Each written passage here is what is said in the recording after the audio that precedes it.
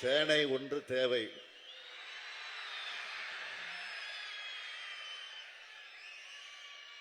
செந்தமிழை காப்பதற்கு சேனை ஒன்று தேவை.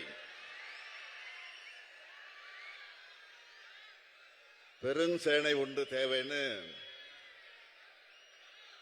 தமிழை காக்க முழக்கம் கேட்டதும்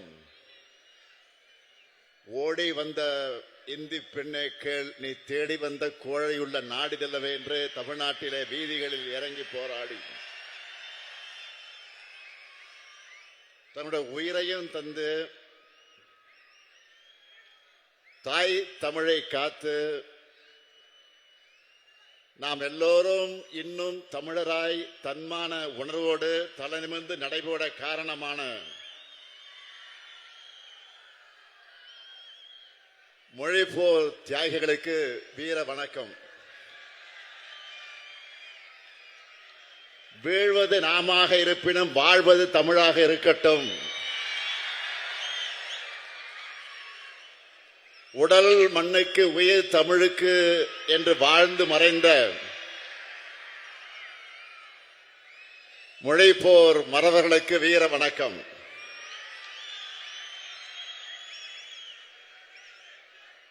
திராவிட இயக்க தீரர்களே, நீங்க உருவாக்கி கொடுத்த நிலத்துல தான் நாங்க வாழறோம். மொழிப்போர் வீரர்களே, உங்க மூச்சு காற்று தான் இப்போ எங்களை இயக்கிக்கிட்டு இருக்கு. தமிழ்தாயின் தியாக பிள்ளைகளை, தலைப்பிள்ளைகளை உங்களை வணங்குகிறேன். எழுச்சியோடும் உணர்ச்சியோடும் நடைபெற்றுக் கொண்டிருக்கக்கூடிய இந்த கூட்டத்தினுடைய தலைவர், ஆற்றல் மிகு மாவட்ட செயலாளர் சட்டமன்ற உறுப்பினர் சுந்தர் அவர்களே,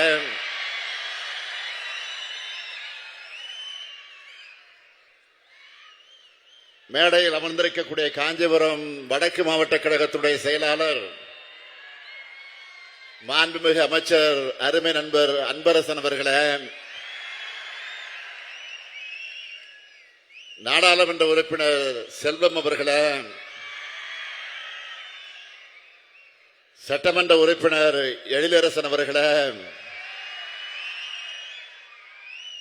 வணக்கத்திற்குரிய மேயர் மகாலட்சுமி யுவராஜ் அவர்களே, மற்றும் இயக்கத்தினுடைய முன்னோடிகளே, மாவட்ட மாநகர கழக நிர்வாகிகளே, ஒன்றிய நகர பகுதி பேரூர் உள்ளிட்ட கழக அமைப்புகளின் நிர்வாகிகளே, கிளைக்கழக வார்டு கழகத்தினுடைய செயலாளர்களே, கழக முன்னோடிகளே, அனைத்து அணிகளின் நிர்வாகிகளே, ஈட்டி முனைகளாக இருக்கக்கூடிய நாட்டின் திருப்பு முனைகளாக இருக்கக்கூடிய ஈடு இணையற்ற இளைஞரணியின் தம்பிமார்களே, தலைமை செயற்குழு பொதுக்குழு உறுப்பினர்களே, உள்ளாட்சி அமைப்புகளின் பிரதிநிதிகளே, நிறைவாக நன்றி உரையாற்ற இருக்கக்கூடிய மாநகர செயலாளர் தமிழ்ச்செல்வன் அவர்களே, என் உயிரோடு கலந்திருக்கக்கூடிய நம்முடைய முத்தமிழறிஞர் தலைவர் கலைஞர் அவர்களின் உயிரினும் உயிரான அன்பு உடன்பிறப்புகளே, உங்கள் அனைவருக்கும் என்னுடைய அன்பான வணக்கம். ஆண்டுதோறும் இந்த ஜனவரி 25ஆம் நாளை மொழிப்போர் தியாகிகளை நினைவுகூர வகையில வீர வணக்க நாளாக நாம் கடைபிடிச்சுட்டு வரோம். இன்று தமிழ்நாடு முழுவதும் மொழிப்போர் தியாகிகள் கூட்டம் இதே போல நடந்து கொண்டிருக்கிறது. நான் காஞ்சி மாநகருக்கு வந்திருக்கிறேன். சாதாரண காஞ்சிக்கா வந்திருக்கிறேன். பேரறிஞர் அண்ணாவை தந்த காஞ்சிக்கு வந்திருக்கிறேன். நம்மையெல்லாம் ஆளாக்கிய அன்பின் தெய்வம் அண்ணாவின் காஞ்சிக்கு வந்திருக்கிறேன்.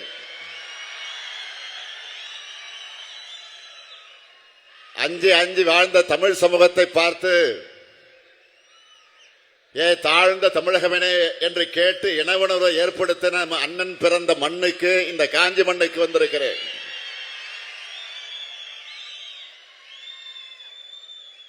வரலாற்றில் எத்தனையோ தலைவர்கள் உண்டு. அதுல அண்ணாவை பார்த்தா எனக்கு சில நேரம் பொறாமையா இருக்கும். ஏன் தெரியுமா? பெரியாரை போல குருவும் கலைஞரை போன்ற ஒரு சிஷியனும் கிடைச்ச ஒரே தலைவர் பேரறிஞர் அண்ணா தான்.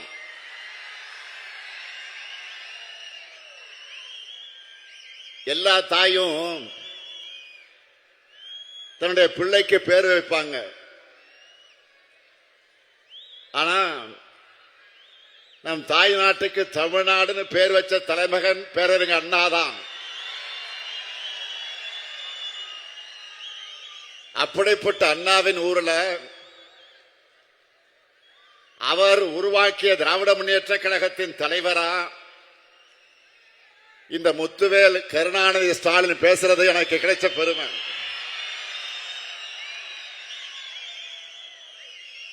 மிக மிக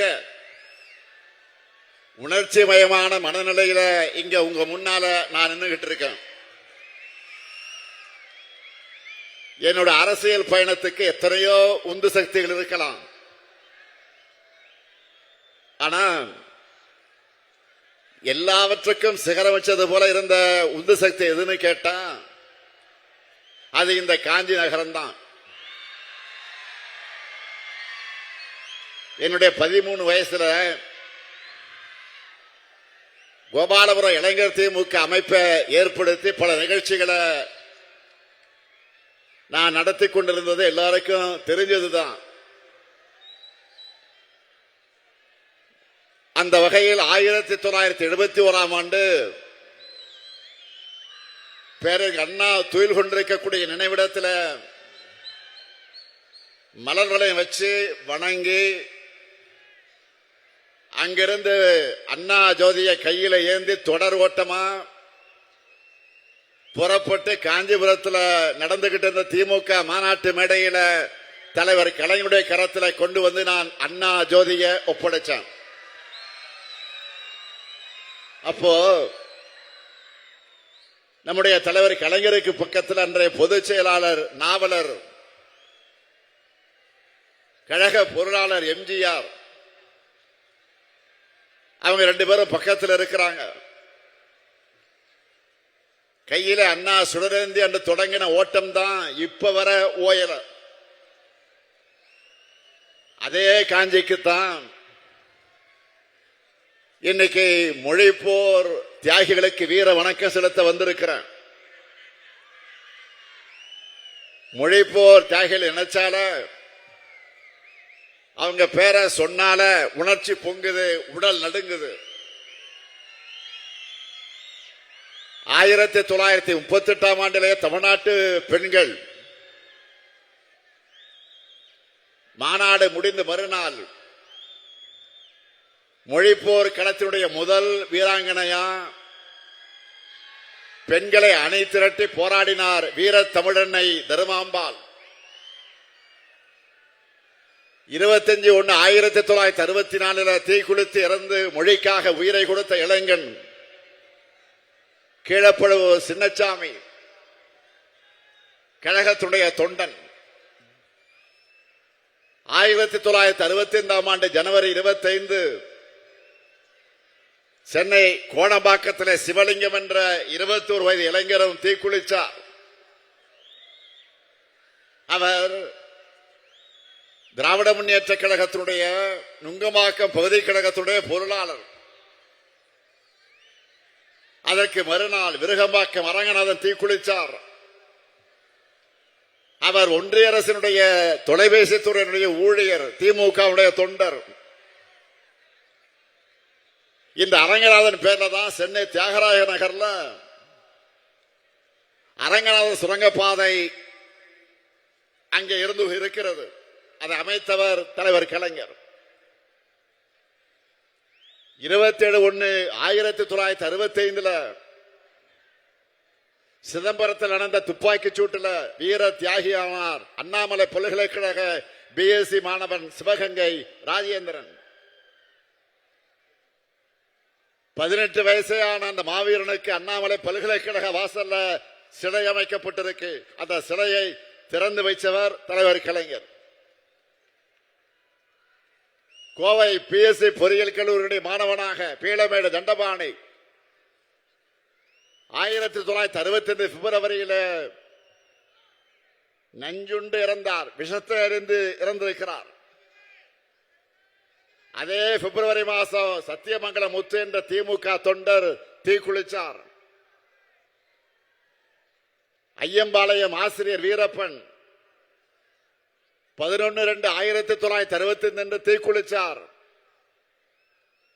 திமுகவை சேர்ந்த இவர் அந்த பகுதியில் இளைஞர் மன்றத்தை நடத்தினவர். கீரனூரை சேர்ந்த முத்து 1965 பிப்ரவரி மாதம் நஞ்சுண்டு இறந்து போனார். 22 வயதான விராலிமலை சண்முகம் என்கின்ற திமுக தொண்டர் 25/1/1965 விஷத்தை அறிந்து இறந்து போயிருக்கிறார். அவர் ஒரு மளிகை கடையினுடைய ஊழியர். திருச்சி பாலக்கரையில்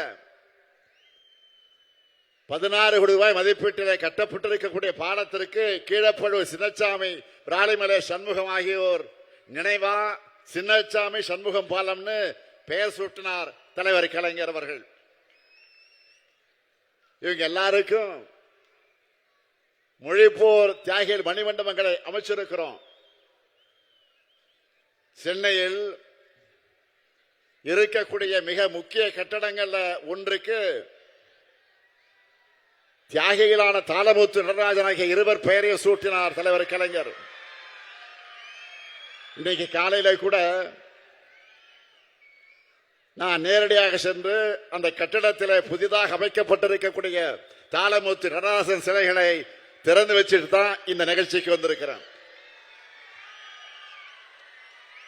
இவர்கள்தான் தமிழ் தாயினுடைய தலைப்பிள்ளைகள், தியாக தீர திருவுருவங்கள். மொழியை காக்க போராடின நம்ம கழகம் ஆட்சி அமைச்சதும் இருமொழி கொள்கை சட்டத்தை நிறைவேற்றினார் நம்முடைய ஒப்பற்ற தலைவர் பேரறிஞர் பெருந்தகை அறிஞர் அண்ணா. இன்றைக்கு வரைக்கும் யாராலும் அதை தொட்டு கூட பார்க்க முடியல. எப்படியாவது இந்திய நம்ம மேல திணிக்கணும்னு மும்மொழி திட்டத்தை அமல்படுத்த ஒரு கும்பல் துடிக்குது. தேசிய கல்வி கொள்கையை கொண்டு வந்து அதற்கான முயற்சிகளை ஈடுபடுவது இந்திய திணிக்கத்தான். நேரடியா திணிக்க முடியலன்னு பள்ளி பல்கலைக்கழகம் மூலமா திணிக்க முயற்சி பண்றாங்க. சில நாட்களுக்கு முன்பு சென்னைக்கு வந்த ஒன்றிய கல்வி அமைச்சர் தர்மேந்திர பிரதான் அவர்கள் நமக்கு மொழி பாடம் எடுத்துட்டு போயிருக்கிறார். எல்கேஜி பையன் பேராசிரியருக்கு பாடம் எடுக்கிற மாதிரி இருக்கு அவருடைய செயல்பாடு. தமிழ்நாட்டுக்குள்ள இந்தியை திணிப்ப அனுமதிக்க மாட்டோம்னு சொன்ன காரணத்துக்காக நமக்கு தர வேண்டிய 3458 கோடி ரூபாய் நிதியை தராம இருக்கக்கூடியவர் தான் இந்த பிரதான். 3000, 5000, ஏன் 10,000 கோடி கொடுத்தாலும் மும்மொழி திட்டத்தை ஏற்க மாட்டோம்னு சொன்னவன் தான். 3000, 5000, 10,000 கோடி கொடுத்தாலும் மும்மொழி திட்டத்தை ஏற்க மாட்டோம்னு சொன்னவன் தான் இந்த முத்துவேல் கருணாநிதி ஸ்டாலின். பணத்தையும் அதிகாரத்தையும் காட்டி மிரட்டினா நாங்க பணிஞ்சு போக நாம என்ன அடிமைகளா? அண்ணா கலைஞர் போன்ற தமிழ் போராளிகளுடைய பரம்பரையில் வந்தவர்கள் நாம். அது மட்டுமல்ல, மொழிப்போர் வீரர்களான நடராஜன், தாளமுத்து, ராஜேந்திரன் போன்றவர்களுடைய கொள்கை உணர்ச்சி எனக்குள்ள ஓடுற காரணத்தால் தான் நான் அப்படி சொன்னேன். 1938 இந்திய திணிப்புக்கு எதிராக நாம போராடி கொண்டிருக்கிறோம். இந்தி என்பது வெறும் மொழி திணிப்பு மட்டுமல்ல, அது பண்பாட்டு படையெடுப்பு. இந்தியா முழுக்க இந்தியன் ஆதிக்கத்துக்கு எத்தனை மொழிகள் வழியானது. இந்திய உதைக்கு நாம் ஆங்கிலத்தை தொடர செஞ்சதால தமிழ்நாடு எப்படி வளர்ந்ததுன்னு கடந்த ஆண்டு நான் ஒரு கடித தொடர் எழுதினேன். இந்திய அளவில் அதுக்கு மிகப்பெரிய வரவேற்பு கிடைச்சது. பல்வேறு மொழி பேசும் மக்கள் என்னோட பதிவுகளுக்கு கீழே தன்னுடைய மொழி இந்தியால அழிந்தது எப்படின்னு பகிர்ந்துகிட்டாங்க. அது மாதிரி தமிழ்நாட்டை அடிமைப்படுத்தணும் தான் காலந்தோறும் டெல்லியில நம்ம மேல படையெடுத்து வராங்க. நாம பார்க்காத படையெடுப்பா? நீங்க எத்தனை முறை வந்தாலும், எத்தனை துரோகிகள், அடிமைகள், அரசிகள், கோமாளிகள், கொலைகள் துணைக்கு அழைச்சுக்கிட்டு வந்தாலும் உங்களால தமிழ்நாட்டை வீழ்த்த முடியாது. உறுதியோடு சொல்றேன்.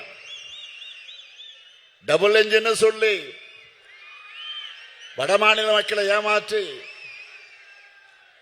அவங்க வாழ்வாதாரத்தை அளிக்கிற உங்க டப்பா இன்ஜின் தமிழ்நாட்டில் ஓடவே ஓடாது.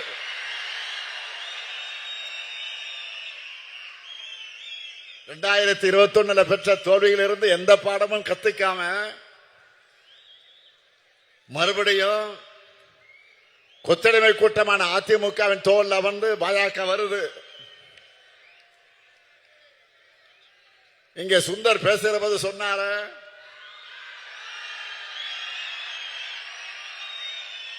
நேற்று முன்தினம் மாண்புமிகு பிரதமர் மோடி அவர்கள் தமிழ்நாட்டுக்கு வந்துட்டு போயிருக்கிறார்.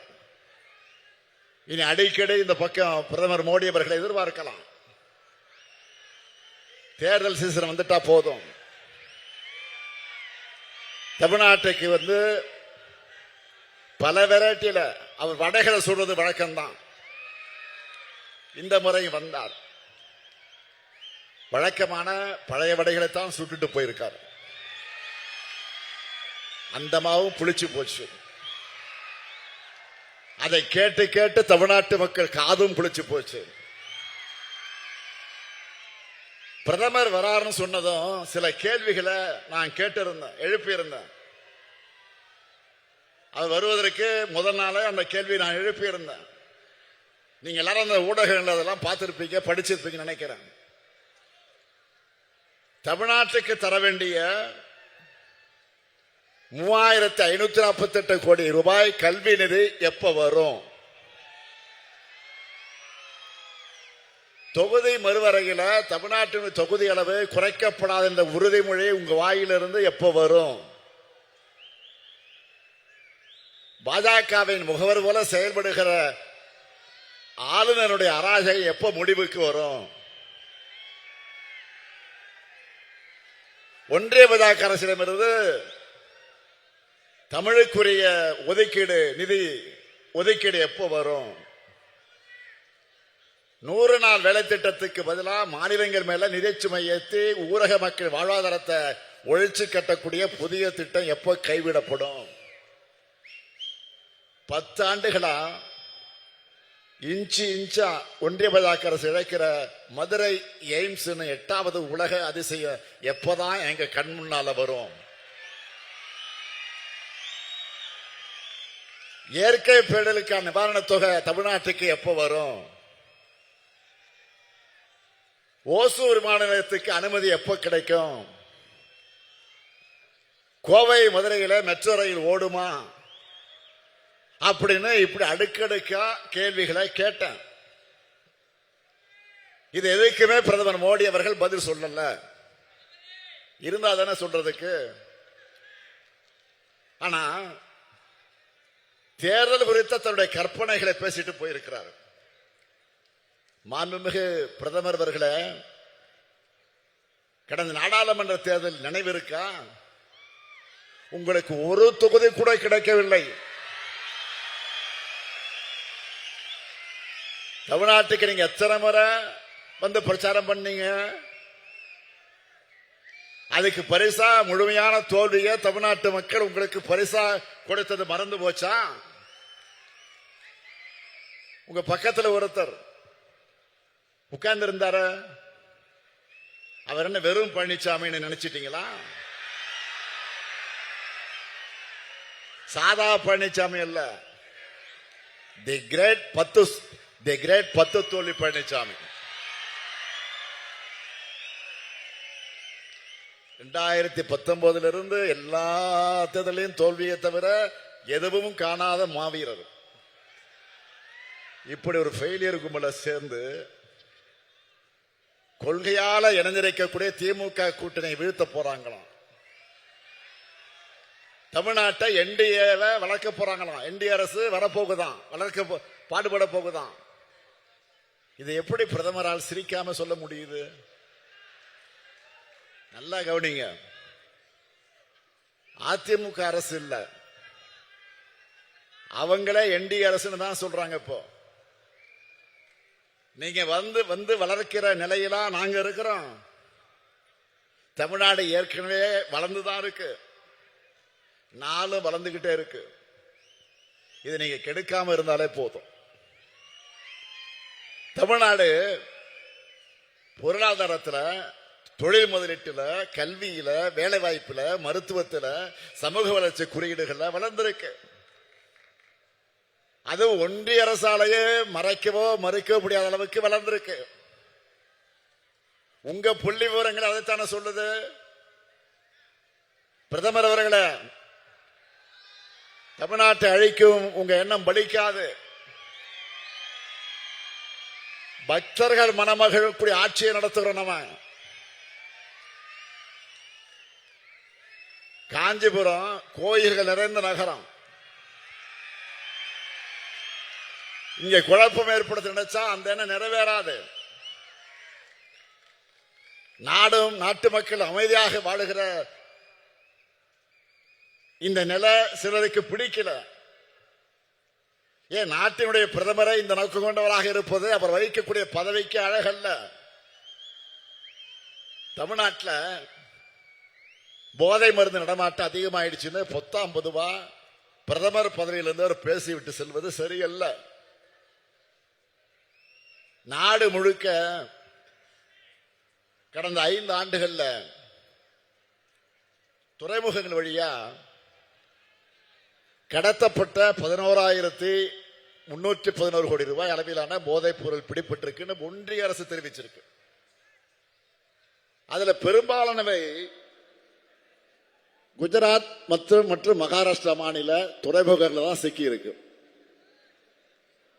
இந்த மாநிலங்களை யார் ஆட்சி செய்யறாங்க? திமுகவா? இல்லையே, உங்க ஆட்சி தான் நடக்குது.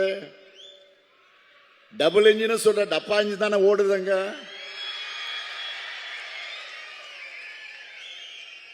இந்தியாவுக்குள்ள போதைப் பொருள் நுழைறதை தடுக்க வேண்டியது பிரதமர் மோடியும் உள்துறை அமைச்சர் அமித்ஷாவும் தான், இந்த ஸ்டாலின் இல்ல.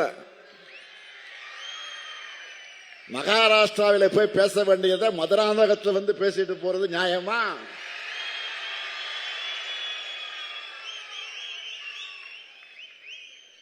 அடுத்து, தமிழ்நாட்டில் பெண்களுக்கு பாதுகாப்பு இல்லைன்னு இதை வேற பிரதமர் அவர்கள் சொல்லிட்டு போயிருக்காரு.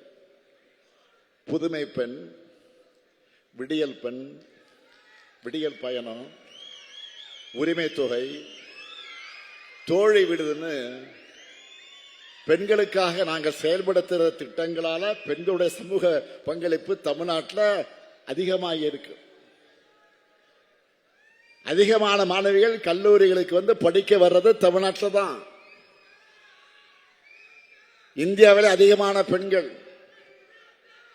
தொழிற்சாலைகளை வேலை பார்ப்பது தமிழ்நாட்டில் தான். இது எதுவும் தெரியாம ஆளுநர் போலவே பிரதமர் அவர்கள் பேசுவது மிக மிக கண்டனத்துக்குரியது. 5 மாத கர்ப்பிணி பெண்ணான பில்கிஸ் பானு அவர்களை கூட்டுப்பாலை வன்கொடுமைக்கு உள்ளாக்கின 11 குற்றவாளிகளை விடுதலை செஞ்சது உங்க குஜராத் அரசு தானே. உலகமே அதிர்ச்சி அடைஞ்சாங்களே. உச்ச நீதிமன்றமே அதை ரத்து பண்ணுச்ச. நீங்க பெண்கள் பாதுகாப்பு பத்தி பேசலாமா? அதுவும் பாலியல் குற்றங்கள் ஈடுபட்ட குற்றவாளிகளுக்கு முன்விடுதலை கிடையாதுன்னு சட்டமன்றத்தில் தடை சட்டம் நிறைவேற்றி இருக்கக்கூடிய இந்த ஸ்டாலின் அரசை பத்தி நீங்க பேசுவதற்கு உங்களுக்கு யோக்கியதை இருக்குதா, அருகதை இருக்குதா? குற்றங்கள் அதிகமாக நடக்குது. பிரதமர் அவர்கள் பேச நினைச்சா எங்க போய் பேசணும்? பாஜக கூட உத்தரப்பிரதேசம் போய் தான் பேசணும். மணிப்பூர்ல போய் பேசுங்க. இதை விட இன்னொரு கூத்து என்ன தெரியுமா? ஜெயலலிதா ஆட்சியில குற்றமே நடக்கலன்னு சொல்லி அதிமுக தொண்டர்களையும் பிரதமர் ஏமாத்த பார்த்திருக்கிறார். குஜராத் மோடியா இந்த லேடியான்னு தமிழ்நாட்டில் ஊரா போய் அம்மையார் ஜெயலலிதா கேட்டாங்க தெரியுமா? அதெல்லாம் மறந்துடுச்சா? இந்தியாவிலே அதிமுக அரசு தான் ஊழல் அதிகம் நடக்கக்கூடிய அரசுன்னு நீங்களும் உள்துறை அமைச்சர் அமித்ஷா அவர்களும் பேசினதான் ஞாபகம் இருக்கா? இது எல்லாத்தையும் நீங்க ஒருவேளை மறந்திருக்கலாம். தமிழ்நாட்டு மக்கள் மறக்க மாட்டாங்க. வழக்கம் போல இந்த தேர்தலையும் பாஜகவுக்கு என்ன செய்யணுமோ அதை சிறப்பா செஞ்சு அனுப்பத்தான் போறாங்க.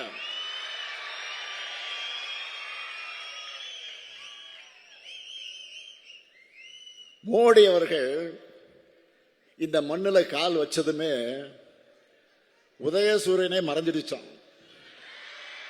மழை வந்துருச்சான். கோமாளிகளை இப்ப கூட மழை வந்திருக்கு. சொல்றது யாரு? நம்ம பழனிசாமி, 10 தோல்வி பழனிசாமி. வாழ்க்கை முழுக்க கால்களை மட்டுமே பார்த்துட்டு தான் சூரியன் எப்படி தெரியும்? பழனிசாமி அவர்களே, பழனிசாமி அவர்களே, வாழ்க்கை முழுவதும் காலையே பார்த்துக்கிட்டு தான் சூரியன் எப்படி உங்களுக்கு கண்ணுக்கு தெரியும்? ஒரு முறையாச்சும் தலை நிமிர்ந்து பாருங்க. அப்பதான் சூரியனுடைய இருப்பும் பவரும் உங்களுக்கு தெரியும். தமிழ்நாட்டுக்கு ஒன்றிய பாஜக அரசு தொடர்ந்து செஞ்சுட்டு வரக்கூடிய வஞ்சகத்தை தட்டி கேட்கக்கூடிய துணிச்சலும் முதுகெலும்பும் திராவிட முன்னேற்ற கழகத்திற்கு மட்டும்தான் இருக்கு.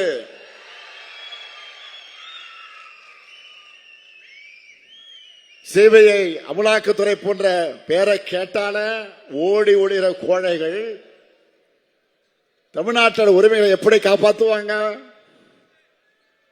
பாஜகவோட ஏவல் படையா செயல்படுகிற புலனாய்வுகளை வச்சுக்கிட்டு திமுகவை மிரட்டி பார்க்கலாம், பணிய வைக்கலாம் நினைச்சா மக்களுடைய ஆதரவோடு அதை எதிர்கொள்கிற உறுதி திமுகவுக்கு இருக்கு. நாங்க பணிய மாட்டோம், துணிஞ்சு ஒரு கை பார்ப்போம். மண் மொழி மானம் காத்திடும் எங்க 2000 ஆண்டு போற தொடர்ந்துடுவோம். 2026 தேர்தல் களமும் ஆரிய திராவிட போரின் மற்றொரு களம்தான். தமிழ் பண்பாட்டு அழிக்க நினைக்கிற அரசியல் எதிரிகளையும் அந்த எதிரிகளின் கூலி பாட்டாளாகி இருக்கக்கூடிய அடிமைகளை எதிர்கொண்டு வெற்றியை உறுதி செய்யக்கூடிய களம்தான் இந்த களம். பேரறிஞர் அண்ணா பிறந்த அந்த காஞ்சி மண்ணிலிருந்து நான் சொல்லிக்கொள்ள விரும்புவது, கழக உடன்பிறப்புகளை, கூட்டணி தோழர்களே, தோழமை இயக்கத்தவர்களே, உங்கள் பரப்புரையை இன்றே தொடங்குங்க. 5 ஆண்டுகளா நம்ம மக்களுக்கு செஞ்சிட்டு வர நலத்திட்டங்கள் தொடரணும்னா திராவிட மாடல் அரசு தொடரணும். உத்தரப்பிரதேசம் போல, மணிப்பூர் போல தமிழ்நாடு வன்முறை காடு ஆகாம தடுக்கப்படணும். திராவிட மாடல் அரசு தொடர கழகம் 7வது முறையாக ஆட்சி அமைக்க மொழிப்போர் தியாகத்தின் மீது உறுதி எடுப்போம். பேரறிஞரை தந்த அண்ணாவின் காஞ்சியில இருந்து நான் உறுதியாக சொல்லுகிறேன், டெல்லியின் ஆதிக்கத்திற்கு தமிழ்நாடு என்றொக்கும் தலை குனியாது. மீண்டும் சொல்லுகிறேன், டெல்லியின் ஆதிக்கத்திற்கு தமிழ்நாடு என்றும் தலை குனியாது. தீ பரவட்டும், வெல்வோம் ஒன்றாக. நன்றி, வணக்கம்.